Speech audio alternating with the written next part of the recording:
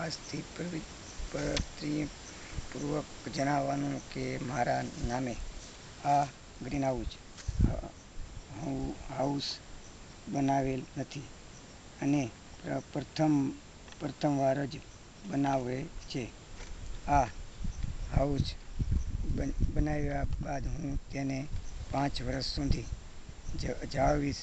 જો મારા તરફથી જાળવેલ ન જણાય તો સરકારશ્રીના નીતિ નિયમો મુજબ હાઉસ કરમપત્ર કરવા બાહેંધરી આપું છું.